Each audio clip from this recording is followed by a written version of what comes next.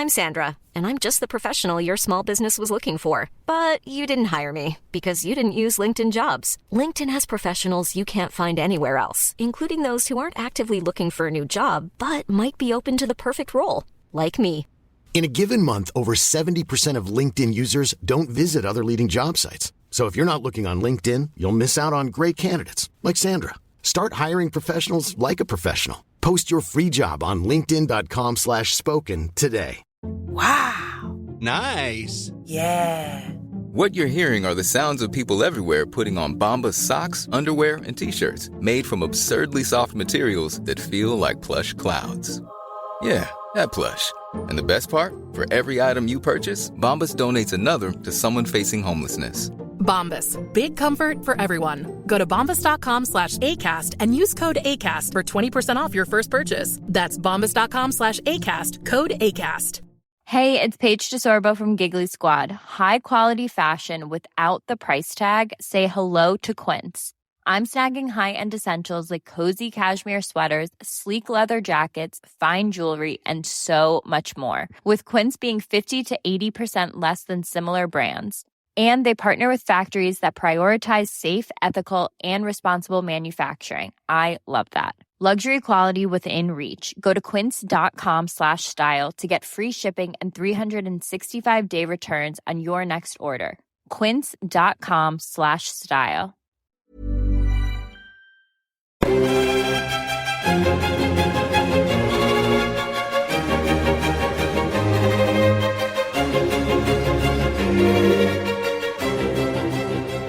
Hello and welcome to the Napoleonicist. It's day 6 of Waterloo Remembered, and I've got something pretty special lined up for you today because I'm talking to the archaeologist, Stuart, and Armed Forces veteran, Ben Mead, who are both part of the brilliant archaeological initiative, Waterloo Uncovered. Gents, thanks so much for taking the time to join me. How are you both? Surviving, not bad. I'm pretty doing okay, actually, with this lockdown. Fantastic. Stuart, first of all, tell us a little bit about the Waterloo Uncovered programme. What does it actually aim to do? Well, so Waterloo Uncovered was a charity. It was founded in 2015, which obviously was the bicentenary of the battle, and it was founded by a couple of Coldstream Guards, a guy called Mark Evans and a guy called Charlie Poignant. So Mark and Charlie were both serving in Afghanistan, and Mark had a really horrible time out there, basically. Had an awful time. In fact, he wrote a book about it. And then on his return, he was eventually diagnosed with PTSD. So he retired out of the army, and he was sort of tried a lot of things to try and get through it. But eventually he was sent on an archaeological dig with an organisation called Operation Nightingale, which was a programme set up by the Ministry of Defence, which basically used the extremely rich archaeological landscapes of the military land, like Salisbury Plain and some of the other bases as well around the world that they have. So military bases are good in a way because, you know, people don't do very much development on them. And so it preserves a lot of archaeology. So for archaeologists, military stuff's actually quite good often. So they use this basically as a way, as a therapeutic way to help people through PTSD or other injuries, basically. So that really, really helped Mark as he was going through. And then in 2015, Charlie was tasked by the Coldstream Guards to organise some event to celebrate or to remember the battle, which, as you probably know, is quite a big battle honour for the Coldstream Guards. And he was just going to do your normal kind of battlefield tour, but then he spoke to Mark and they sort of cooked up this crazy idea that why don't we go and excavate the battlefield instead and do a sort of Operation Nightingale type thing out there. They'd both done archaeology at university as undergrads. So they decided they'd try and organise that kind of thing, and they phoned a few people, and here we are, basically. So it's in terms of aims, there's 4 aims. So the first one would be to undertake professional archaeology at the battlefield of Waterloo, hopefully to help better understand the battle. to support as many veterans and also serving personnel as possible. There's a big educational aim as well. Obviously, there's no point in us digging this up if we're not going to tell people about it. And then also to make sure that the work is both international but also multinational in terms of the team as well. So, you know, on the dig we have veterans and serving personnel from all of the nations that were part of the battle, which is really, really important. And it's also important to note that it's not just a 2-week excavation in the summer. It's a 12-month program basically. So, and that supports the veterans in a number of different ways. You know, physical and mental recovery, their general health and well-being.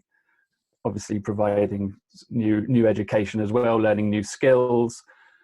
Hopefully going on to some form of employment or vocation. And we have had a few of the veterans who've gone on and done degrees in archaeology since being part of the project. And then importantly, the transition into civilian life as well, which is, you know, a big issue. And I'm sure we'll get into that a bit later. And finally, just while I'm doing the bit about it, it's a partnership between professional archaeologists, so a company called LP Archaeology, which I helped to run, which is part of my involvement. University of Glasgow, the University of Ghent in Belgium, University of Utrecht, who deal with a lot of the Dutch education, and then also an organisation called AWAP, which is the Belgian local archaeologists. And they've been absolutely fantastic, and they come along and help co-direct and basically give us permission to dig, which is extremely useful, and also help us out on the ground too. It is a fantastic initiative, and I know, being a charity, you all work very hard to keep your patrons and the wider public informed about what you're doing. How can people find out more, and crucially, how can they sort of get involved and donate? Well, thank you for asking. I'm glad you asked. So the best place to go is the website, which is www.waterloouncovered.com. If you go on there, there's all sorts of information. There's all of the information from the digs, but there's also, you know, a whole host of documents about the project and what we do. And crucially, there is a donate page. So if anyone wants to fancies going on and clicking on the donate, please do, because as you know, at the moment, charities are struggling a little bit, and especially as we're not allowed to go out and dig in the summer this year. You know, it's really important that we can keep the money coming in. So yes, thank you very much. WaterlooUncovered.com. That's where you need to be.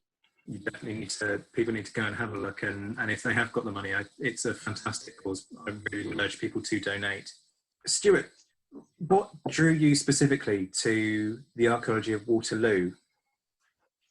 Well, I've been an archaeologist now for nearly 20 years. And I've basically been running a professional archaeology company since then. I'm also now an academic archaeologist at Bournemouth University as well. And I think in terms of Waterloo, what happened was I actually was at university with Mark and Charlie. And when they came up with the idea, I have a feeling what they did was go through their little black book of people who were still working in archaeology that they knew, and then gave me a call and said, "What you doing?" And I said, "Oh, I don't know, I'm just working." And so basically that's how I got involved in the project. But in terms of Waterloo itself, one of the reasons that I was so enthusiastic about it was because when I was growing up, my dad and I used to play a computer game called Waterloo something or other by, I think it was Microprose or something. I don't know. It was one of those really old games on a Spectrum or Amiga or something. And we never, ever managed to get Napoleon to win on this game. It was really, really difficult. No matter how hard we tried, Napoleon could never win. So in this game, we went deep into the history of it and everything. And so I think probably from then on, that was always something that was just in the back of my mind from playing that computer game, which seems crazy. But so when Mark phoned up and said, "Would you like to be involved?" it was a no-brainer, basically. Absolutely, yes, please, brilliant. What periods of military history were you drawn to growing up, and what was it that kind of drew you to Waterloo Uncovered? Well, I was growing up. My father was in the military for a while. I suppose being an 80s baby, you're pretty much drawn to World War II because it was still quite raw. Especially the Battle of Arnhem has got a great family connection with it. But as I grew older and started reading, and then more so into history, at the same time, the wonderful character Sharp appeared on our TV screens, and that really got my interest more so in that period of time, and also in the American Revolution. And I've never read it, but I've always done the readings behind the scenes. Even when I was serving in the army, if I was going on deployment, say through Iraq, Kosovo, or Afghanistan, I would take time out and read up on the local history and the military involvement over the centuries. So it gave me an insight and an understanding of what's been going on and to see where the people have come to. And it's just really gone from there, really. Was that something that the army encouraged you to do, to kind of understand the armed forces' role within? No, not really. They like you to, but they don't encourage you to do it. Because at the end of the day, you're just I know it's awful to say, your boots on the ground and you're just a figure. But because coming from a semi-decent background with education, and reading's always been at the top of my list. You know, the guys who go downtown in Germany and get drunk, 9 times out of 10, I always sit indoors, read a book, you know, go out traveling, look at sites. You know, I've been lucky enough to be posted around the world, Gibraltar especially, history there is amazing. So I was out and about 24/7 just looking at things. And was archaeology something that particularly had interested you before you were involved with Waterloo Uncovered? Yeah, the Time Team, when it was aired on TV, it was really popular in the army. And I can remember sitting in the mess on a Sunday night, you know, having drinks and smoking ourselves silly. And it was like the talk of the town. You know, everyone was in there to watch the Time Team. And I suppose it was just a general interest, but it's always been an interest of mine anyway, because I live in East Sussex and history's everywhere around me. I can literally go out my front door and within 2 miles, I know William the Conqueror landed. So, yeah. And a member of the Time Team presenting staff is involved with the dig, aren't they? Yeah, so we have Phil Harding, who, if you've seen Time Team, is the one with the West Country accent and the terrible hat. And yes, he's come out for the last few years, which has been fantastic actually. And it's interesting, Ben, what you were saying about the Time Team and the army, because I think he's a real hit with oh god, yeah, you know, the people there, and you know, he's a professional broadcaster as well as a completely amazing archaeologist. And actually, what was nice was you know, obviously I grew up with Time Team as well, and then being able to go along and dig with Phil Harding and realise that actually he is really, really, really good. It's not just TV; he's actually an incredible archaeologist, and that's just fantastic to be part of. And he's you know, he brings a lot to the dig as well. He's the chair, or was the chair, of what's known as the Defence Archaeology Group, which was a loose group of people who were coming together to look at archaeology of military areas, but also to do with this kind of veteran involvement as well. So no, he's fantastic and great fun. And talk us through a bit of what Waterloo Uncovered has, well, uncovered, if you see what I mean. So for the first, we've obviously been digging since 2015, and it started very small and is now really, really big. So we've basically, for the first part, have been concentrating at Hougoumont. So one of the reasons for that was because, of course, Mark and Charlie were both Coldstream Guards, and they were desperate to prove how amazing the Coldstream Guards were at the defence of the North Gate of Hougoumont. So we started at the North Gate of Hougoumont, basically, which has been fantastic. And for anyone who's been there now, there's a lovely little museum, and it's a really great spot there. So, well, there's a few parts of Hougoumont that we were looking at. One of the main ones is the courtyard. So I'm sure most of your listeners will know that there was a big fight by the North Gate, and eventually there was a small incursion, and then the French were pushed back through the North Gate, which was heroically closed by the Coldstream Guards. And currently, most of the buildings of Hougoumont are there. A few of them burnt down during the battle, but there's one big one missing, which is a big barn, which is quite close to the North Gate. And so we wanted to have a look and see if we could find any remains from that, basically. There's a lot of engravings, there's a lot of maps and pictures which show what it looked like, but not all of them match up, basically. So we really wanted to just kind of check out and see whether or not, what it looked like, essentially, and what size it was. That was the other thing, is the maps show it all at different sizes. So a lot of our work in the courtyard has been trying to uncover this big barn, and we have eventually uncovered it, and the foundations of it, at least. And the excavations have shown that the barn is actually much bigger than was originally thought. I mean, much bigger. It's about a meter wider, which doesn't sound particularly interesting, except when you think about the North Gate and the French coming in through the North Gate. Essentially, with a much bigger barn, it means that there was a much smaller space for them to go through, so they were way more contained than they might have been to start with, which obviously makes it much easier to defend as well. So that's quite interesting, about just thinking about uncovering that building and then trying to visualize that actual fight as it happened, and the very small corridor that they had to go through in order to break out into the courtyard. And then that barn itself was burnt during the battle.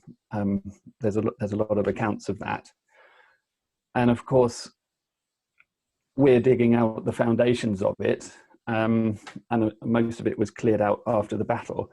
But as you go down and down and down, eventually you get to the battle layer, so you're finding burnt bricks and everything. And then of course underneath, in a very time-team moment, underneath the burnt bricks we pull up a couple of them, and there's a Coldstream Guard button, along with some bits of Coldstream Guard epaulets as well, and a bit of uniform. I mean, you couldn't make it up really, and you can imagine what it was like for the Coldstreamers there when they, this is 200 years ago, their battle honour, and you are actually showing the remains of these uniforms, which have been, I mean, there wasn't any bodies in there yet, but certainly, the uniforms and the buttons and all of that kind of thing. So that's a very poignant moment, but also a very, very exciting moment for us.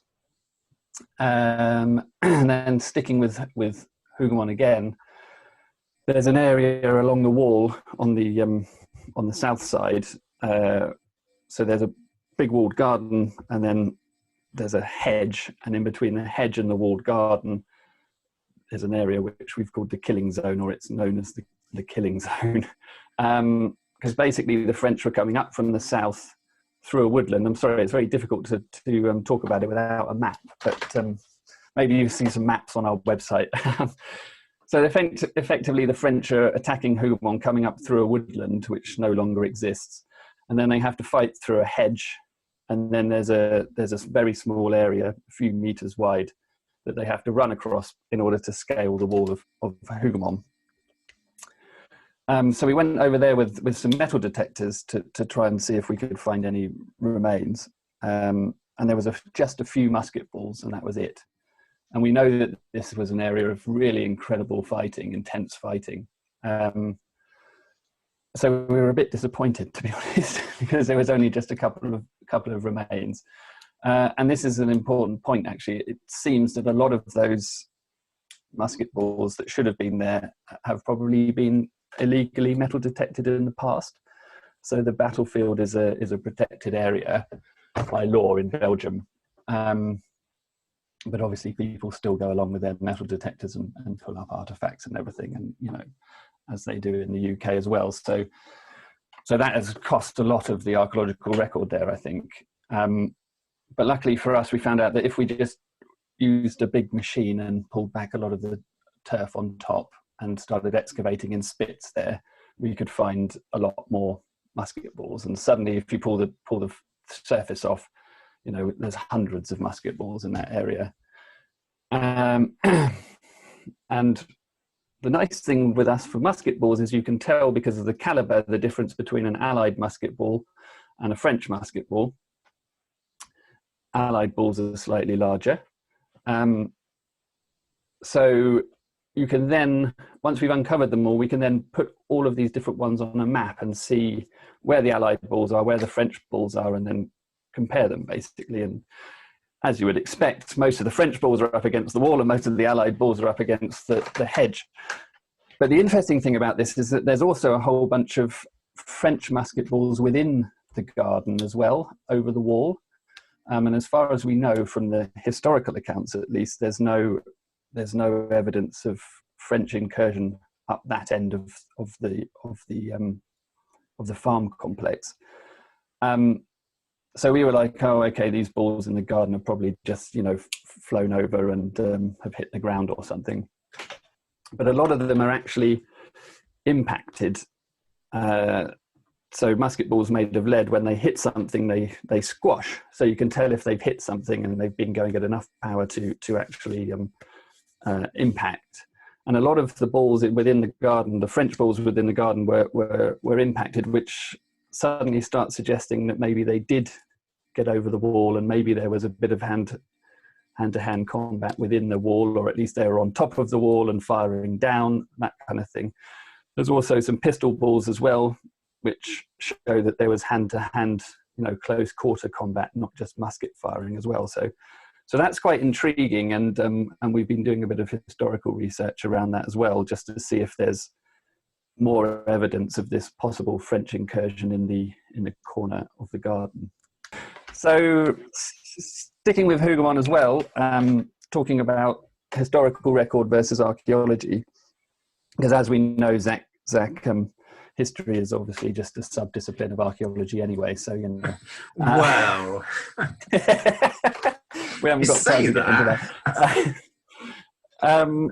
So one of the other famous things about Hougoumont is there's a few engravings or paintings produced after the battle which show a mass grave being dug just outside the south gate of Hougoumont, and also cremations as well. So there's a story that basically a grave was dug, or a number of graves were dug, and then there was a very wet winter, and the graves weren't dug deep enough, so that basically the ground flooded and the bodies came back up again, so that everyone had to come back and burn the bodies afterwards. So this is always a thing about Hougoumont. Okay, there's a mass grave outside the south gate. Now, as part of the project, we're not really particularly interested in chasing mass graves, because it's it's a controversial subject. Like, should we be doing that kind of thing anyway? But the important thing is that it is important to know where they are if we can find them, so that they can be protected, basically. Whether they be commemorated or not, that's kind of a discussion to have a bit later, but it is important to identify, if we can, where they might be, so that they can at least be protected, and then a management plan can come up, can be developed to deal with them. So the owners of Hougoumont were hoping to expand their car park, and so the area where the mass grave looks like it is from the drawings is under the current car park. And if you know anything about archaeology, all the good stuff is always under the car park. So something about a king, wasn't there, found underneath the car park? Exactly. We didn't find any kings under there, but anyway. So we decided, as part of the local Hougoumont organisation's plans to develop their car park, they asked us to come in and have a look, basically, and see if this mass grave was there. And we dug a lot of trenches in that area. We really ripped the car park up, and there was no evidence of the mass grave at all. There was one finger bone, but of course it's unknown as to what period it was from or anything like that. So that was quite interesting, because that was a proper myth buster, that one. It certainly wasn't in that place right there underneath that car park in front of the iconic 3 chestnut trees. That's not to say there isn't one in the front of Hougoumont. And this is an interesting one in terms of, using historical records versus archaeology, where the people who painted those paintings probably thought, okay, Hougomont's super iconic as a building. Let's foreshorten the perspective or that kind of thing and put it right there. Whereas it was more likely to be within the woodland a little bit further to the south. But we haven't had a chance to actually go in and have a look there properly yet. So that's something for the future. Yeah, I mean, it's interesting what you say, Stuart, about the discrepancies in terms of where those mass graves are, because there's a lot of controversy, isn't there, about the practice during the 19th century of going to these big battlefields and digging up those who'd been killed and then using their bones as fertilizer, which was a phenomenon that was particularly prominent in the UK at the time. Do you think that's had a role to play on Waterloo itself?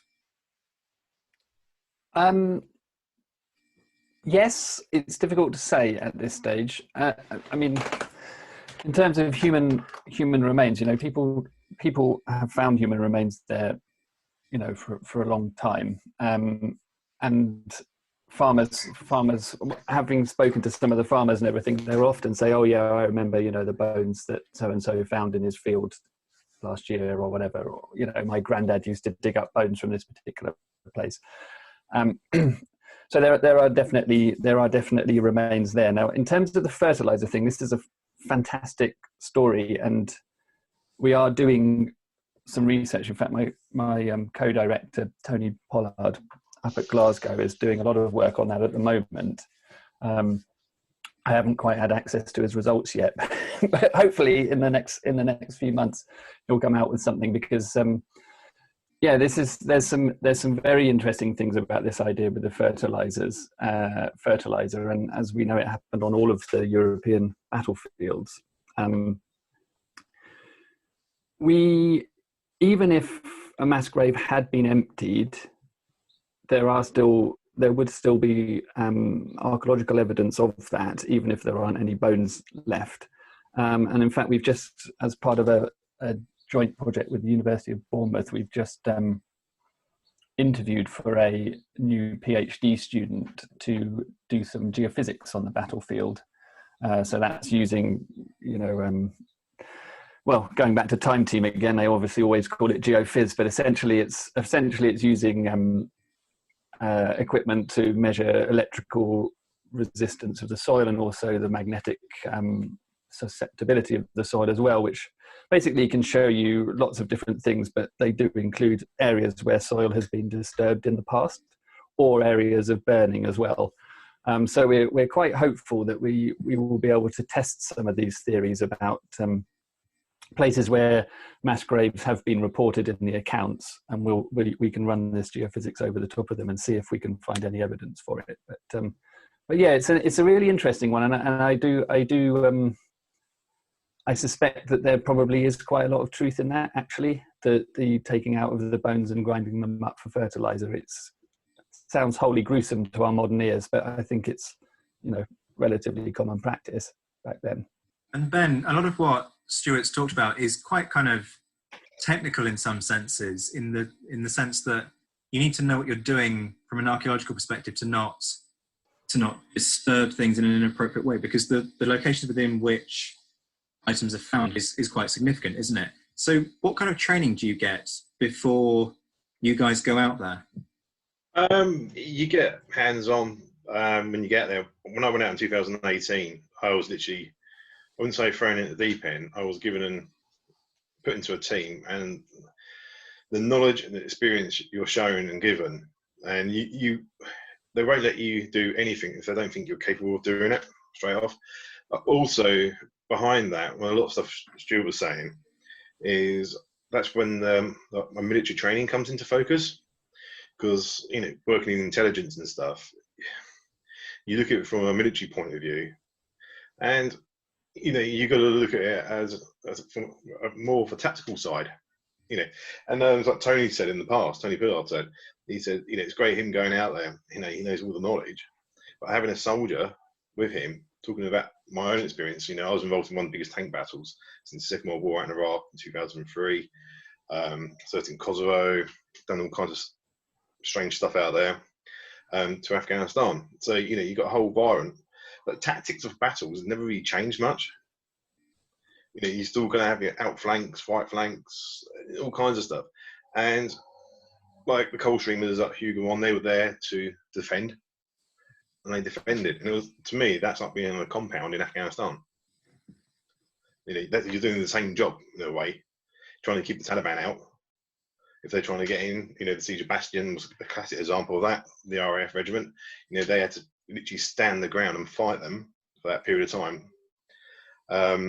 But going back, especially geophys, you know, I'm not qualified or anything, but I like looking at photos and overlapping them and seeing the difference in the grounds, how they've changed over the years, and you can start to put together a picture and build it up like a 3D model. Do you find that sometimes the academics that are out there start to put together these kind of theoretical ideas, and then you have to turn around as a soldier and say, yeah, but actually, in reality, based on experience, this is more likely to be the case? No, I'm going to be honest on that front. No, because last year at Mont St John, there's a few things that came to light, and Stu, correct me if I'm wrong, was the orchard at Mont St John. I didn't know that the Scots Greys were holding in that area and on the day of the battle. To me, it's ridiculous why they were there, but history states they were there.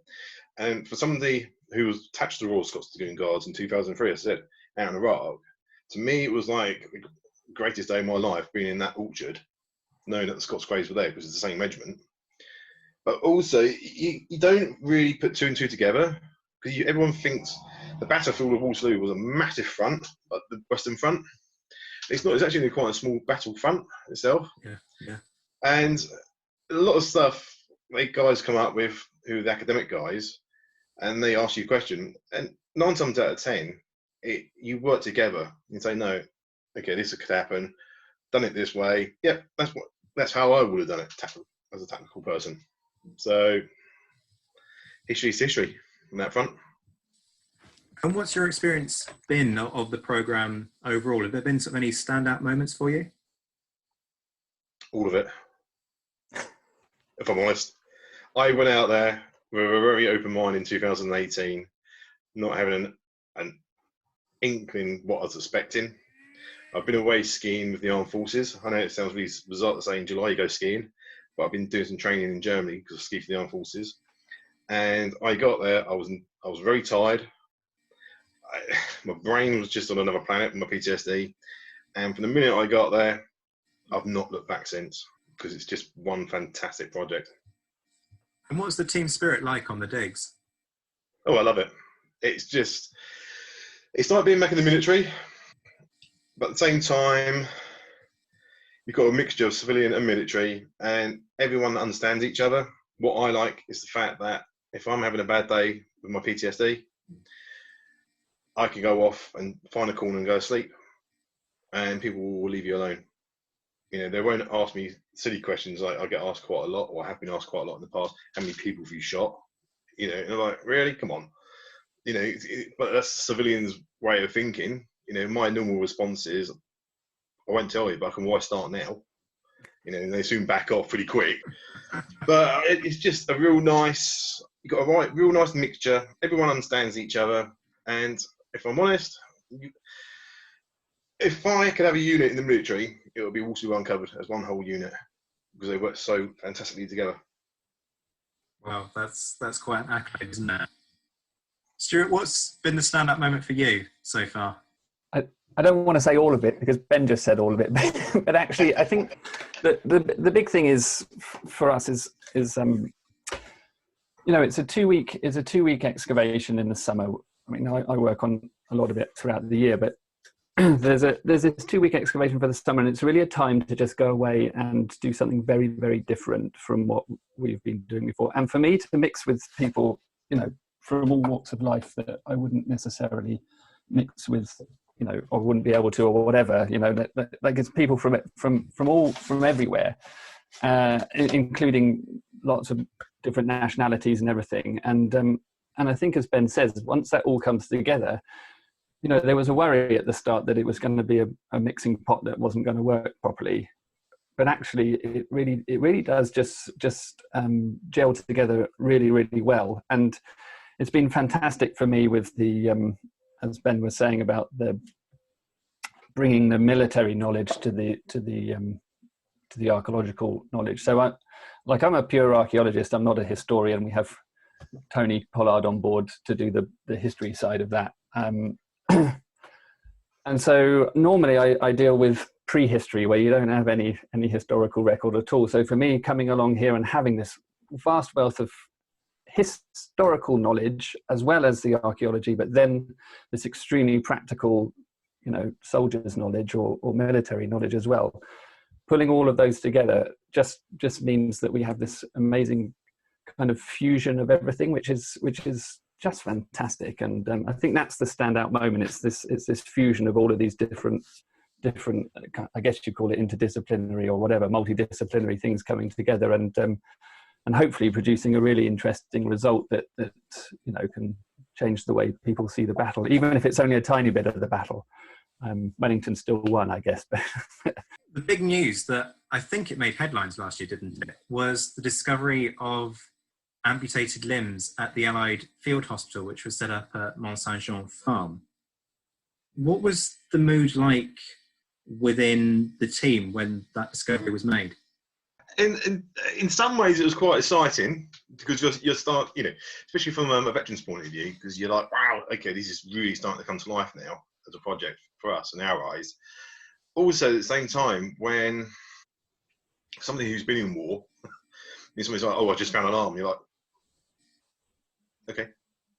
It's part of everyday life for us in the respect, and I've been in situations where I won't even talk about to anyone, and it's a bit of a sore point in relationships and stuff.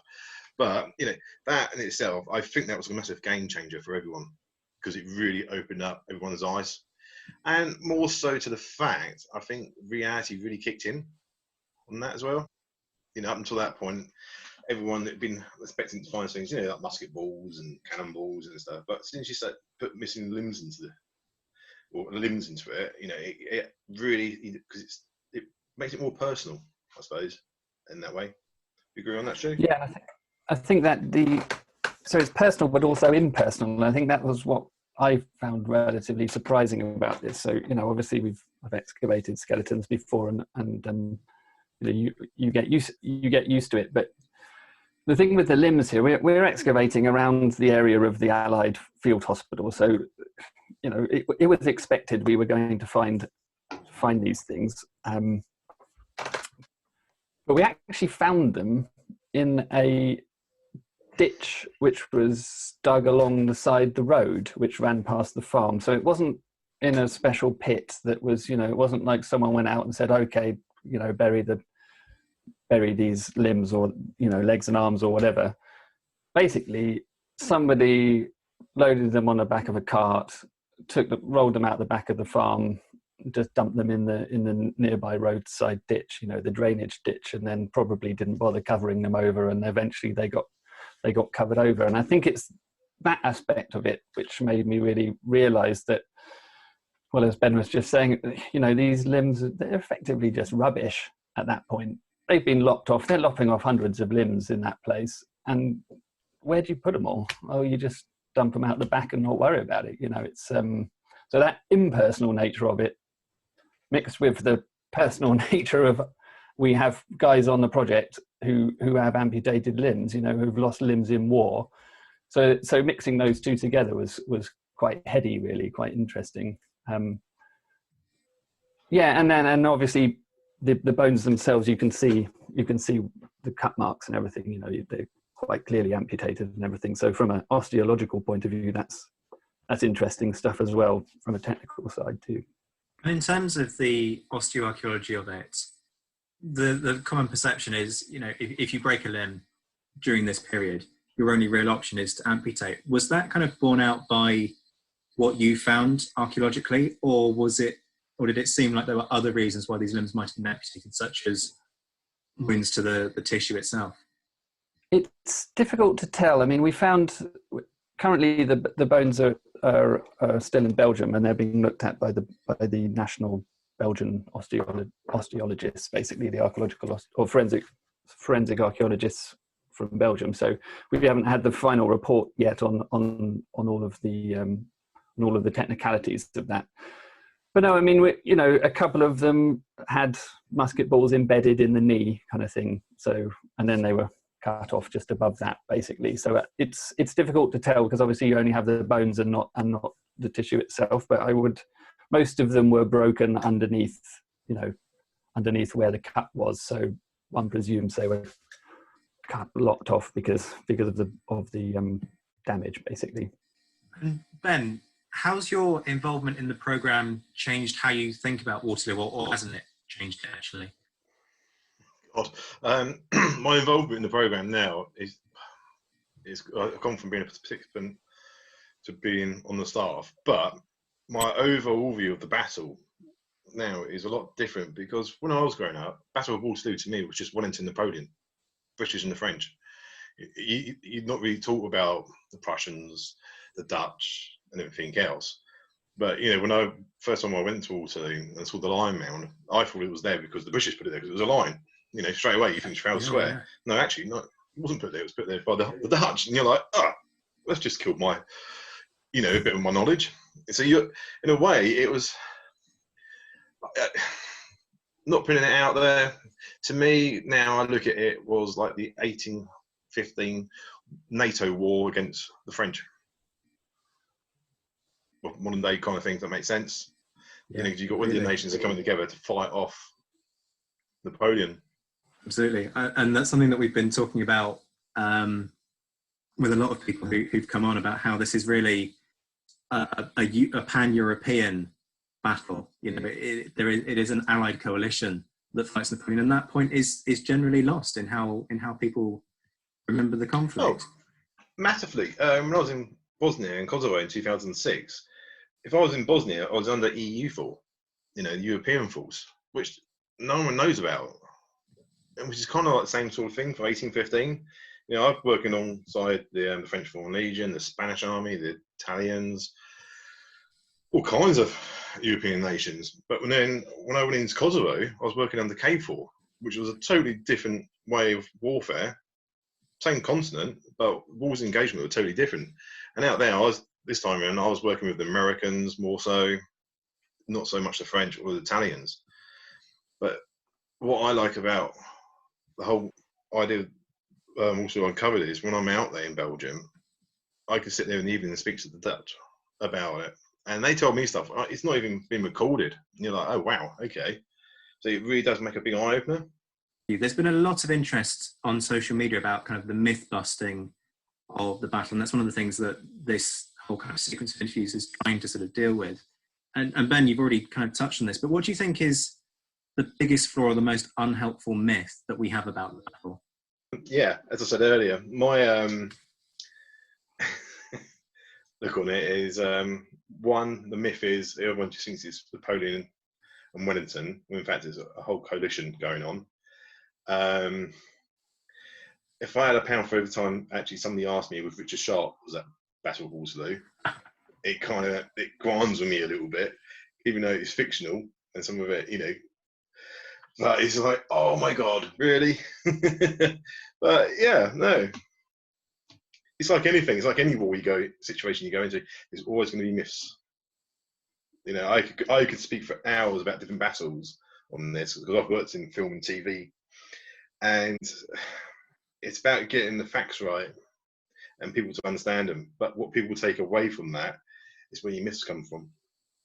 Yeah, I mean, I think surely the biggest myth is that it was just the British versus the French. I mean, the big thing with the archaeology is that because we're only digging small holes, it's sort of mini myth busting basically is what we do. So we only have a small window in which to examine a very small part of the battle, and I find that fascinating because it's extremely personal as well. So we don't necessarily deal with the massive wide question of huge regiments moving from side to side of the battle or all of this kind of thing. We're dealing with these very, very personal, one-on-one battles sometimes, and and I think that personal aspect of it is really, really important. And I think it's very easy, especially when dealing with kind of grand narrative or big history, to forget that these are, people like us called up to go and fight with people that you don't know who they are or whatever, and basically you just have to run at this wall that you didn't even know was there behind the forest, and you've got to try and jump over this wall and get into this farm that you don't even know why you're doing it. And I think that's really, really, really important to remember, that this is a massive series of personal stories of individuals and human beings, not just two great generals who came together and then a third general maybe turned up if you talk to the right person or whatever, or you're not trying to suppress the Prussian involvement for some kind of political expediency. So yeah, I think that's a really important thing to remember, and obviously that comes out really well with working with the veterans and everything at Waterloo, is these personal stories, and archaeology is a fantastic way of getting to those. You've been very candid in interviews for Waterloo Uncovered about your own experiences with PTSD. I wondered if you could say, for the benefit of people who might be in a similar situation and struggling to work out how they can take those first steps towards trying to receive the help they need. Can you offer a few words of advice? Yeah, I'll be frank and I'll be honest on this one. The only way you're going to get help is actually asking for it. I was in a very, very dark place exactly 5 years ago. And if I hadn't put my hand up when needed, well, in fact, I didn't even put my hand up, if I was honest. It's because I did something that was so awful. I tried to take my own life, basically, and I was found within minutes of that happening. It was a big rude awakening. It was like, right, actually, well, this is serious. People around you won't want to talk to you about it because they're scared to approach the subject. But if you're noticing everyday activities around you are changing and you're becoming a very aggressive person, or you're becoming very isolated, something's not right somewhere. And as I say, it's as simple, picking a phone up and phoning into someone. It's no good waiting for something to do it, because chances are it'll probably never happen, or the charity or whoever they reach out to will tell them it's got to be down to the person who's suffering. It's as simple as that. It's if you could, I don't know, drive a car and do stuff, it's no difference picking the phone up to making the phone. Yeah, it goes against every soldier's identity. It's a shame. It's not actually a shame. It takes courage. It takes more courage to admit to it and be open about it. And don't get me wrong, I lost a lot of friends because a lot of my friends were like, whoa, this is a bit heavy, and they walked away from me. But I soon worked out who my friends were, and it was the ones that I least expected as well, who stood by me. So, as soon as you start coming out and saying, yep, I'm not well, I'm ill. It's a hidden injury, you can't see it. And I say to people, don't judge a book by its cover. Pick a phone up, phone someone. It's as simple as that. And for those who are concerned that their loved ones, whether it's friends, family, work colleagues, are struggling with PTSD or are struggling in some other way with their mental health, what advice would you give to them in terms of trying to help in some way? Listen to the people around you. Again, it's a bit of a role play thing going on, really, because I'm lucky now. I'm in a relationship. I'm lucky in the fact that, one, she's a senior staff nurse and she kind of understands me as a person, but also she's gone out her way to learn about PTSD, in fact, she's even gone out of her way to learn about the Battle of Waterloo. so we can have conversations in the evening, which is, to my knowledge, is quite frustrating because I'm right, you're wrong kind of thing. But no, it doesn't really happen in that front. But it's listening to people around you. The people that will tell you suffering the most is your closest friends. Family members won't, because they're scared of the repercussions. For me, I couldn't reach out to my family, even though I've got a very close family. I didn't feel ashamed. I didn't know how to approach the subject. But approaching out to friends or somebody coming up to me and saying, look, well, you need to get this sorted, saying it's not right. And yeah, I was lucky. I was in a job at the time where the company was very, very understanding and very supporting, where a lot of companies aren't like that. But just listen, look at your life, how it's changing. As I said, there's no difference picking a phone up. I suppose if you're a soldier and you're suffering, the best person to hear it from is one of your fellow soldiers, because they were the ones that identified it straight away. And in a strange way, somebody who's got PTSD, I know from being in the crowd, and this is bizarre, and a lot of people will say this, who've got PTSD, you can sniff it out just by talking to someone. You know, that man's over there, man has a box of frogs, makes me look sane. You know, so you kind of, it's like it's the same when we go to Belgium. People sit there and they try not to talk about it, and you're like that. I don't know what you're hiding it for, because it's written all over your face. You know, it's there. So don't be afraid. But society, from when we were growing up to the last 100 years, is a totally different outlook on mental health, what it is today. And it's trying to break that stigma. And can I just say thank you for sharing your thoughts and your experiences with that. You're welcome. And I will, at the end, say a few words about organisations that can help if people are struggling and they want to take that step to reach out to somebody. One final question from me, for both of you. The focus of the Waterloo Remembered programme is, of course, about remembrance and encouraging people to reflect on the battle, its significance, and the human sacrifice.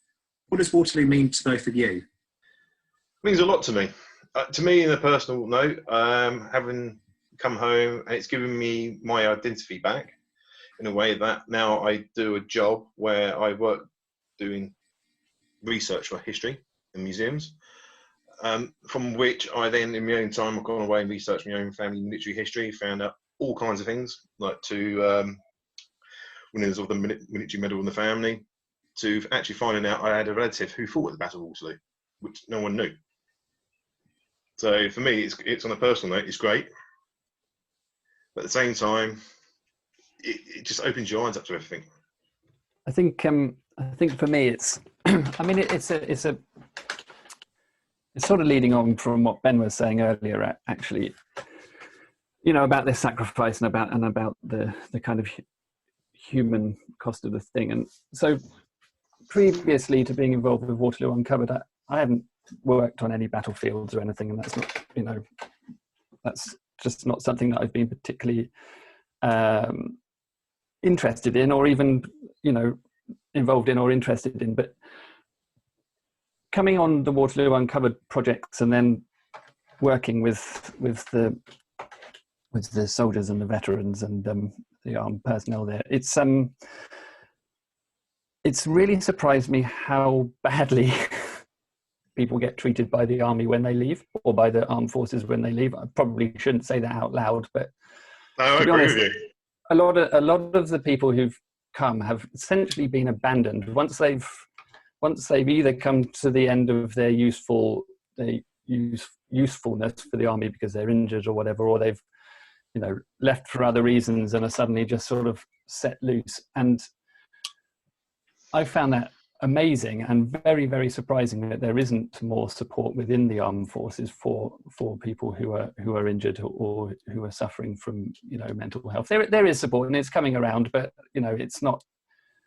A lot of this stuff is done by charities, basically, and that doesn't seem to be the right way. I mean, we do, Waterloo Uncovered and the other charities do get support from the government, you know, in terms of financial and also logistical support and everything. So I don't want to kind of be too off about that, but I've been super surprised about that, and I think that was very much the same after Waterloo as well. I mean, obviously these soldiers went out there and they gave everything, and then basically you're just left to carry on with your life with very little support from anyone. And I think that you would have hoped that would have changed over the last 200 years, but I don't think it has. I mean, maybe it's changing now, and that's extremely positive. And I think a lot of the charities now are facilitating that change. But that's really what has touched me most about the whole thing is the sacrifice is there, but it's not actually rewarded in the ways that it should be rewarded for the people who are really suffering from it. Yeah, I agree. Because it boils down to the old situation, the old saying, when you join the military, you're not a person, you're a number. Once you've done your dues, or you've been injured like I was, and you're shown the door, somebody else walks through another door and takes over. And I've spent time every year. I spend a couple of months each year working over in Canada, teaching skiing to former soldiers from Australia, America, Canada, England, and it just fascinates me the whole different welfare systems across the board, where we're still lacking behind by about 100 years, if not more, in many avenues. But as Stu said, it's slowly but surely starting to come around, because people, I think it's caught people off guard the last 20 years more so, and it's there, it's in our faces. So yeah, it's been interesting, and I think it will be for a long time to come, until I don't know the answer to it really. So I think we're getting there, aren't we, Ben? I mean, these initiatives like Waterloo and obviously Help for Heroes and all the others, and the support that is coming from the government now. I mean, the attitudes are definitely changing, and because it's been recognised now as a societal issue, and I don't know, we'll get there, right? Totally, and don't get me wrong. A lot of the charities offer sports, and I've told Mark this and Charlie this over time, and anyone can do a sport, but Waterloo Uncovered to me balances the brain out because it's academic based. So you're getting a happy mix between the two. So your brain's actually, you're not just doing sport all the time, but with this, it's still physical, but it's very academic. And to me, I know it sounds stupid, but that's 50-50. So as far as I'm concerned, my brain is happy doing what I'm doing. I'm not on overload all the time. And I'd say to anyone who's never thought about doing it or wants to do it, just apply. It's as simple as that at the end of the day. If you don't know, how are you going to know? Yeah, absolutely. And it is really important to say, if people have got money to spare and they're thinking about donating, please do consider donating to Armed Forces charities, Waterloo Uncovered, organisations that do such great work to help veterans who, as you say, are kind of being left behind. And I can't believe that sits well with anybody who reflects on the sacrifices that service personnel have made for us. Ben, Stuart, it's been fantastic talking to you. Thank you so much for joining me for Waterloo Remembered. Thank you. You're very welcome. Thanks for having us. That was the archaeologist Stuart Eve and the British Army veteran Ben Mead, both of whom are members of the charity Waterloo Uncovered. You can find out more about Waterloo Uncovered on Twitter @DigWaterloo and on the website www.waterloouncovered.com, where you can also find details on how you can donate. If you or someone you know is suffering with PTSD or other mental health disorders, you do not need to suffer in silence. If you are having suicidal thoughts, or if you think someone is in danger of taking their own life, call the emergency services immediately. In the UK, they can be reached on 999, and in the United States on 911. You can also call 111 in the UK to contact non-emergency NHS medical advice services, and if you have concerns about your own mental health, you can request an emergency appointment with your GP by telephoning your doctor's surgery. All you need to do is say that you have urgent concerns about your mental health and ask for an emergency appointment. You should not need to give more information than that to have your request processed, and you should be able to see someone the same day. If you would like to access more anonymous support, Samaritans can be called in the UK on 116 123. That's 116 123. Calls are free and lines are open 24 hours a day. You can also visit www.samaritans.org. You can also text SHOUT to 85258 for free. That's SHOUT to 85258. It shouldn't cost anything. Or alternatively, you can visit www.giveusashout.org. That's all one word. www.giveusashout.org, which will supply you with more information. Taking that first step to talk to someone is often the hardest, and no one should think any less of you for having the courage to speak out. Waterloo Remembered will continue tomorrow when I'll be speaking to the author of the Peninsular War saga, Lynn Bryant, about turning fact into fiction when writing about the period. Remember to post your comments and questions about this and other interviews in the series online on Twitter using the hashtag Waterloo Remembered and in the forum. Until tomorrow, stay safe, stay kind, and as always, thank you for listening.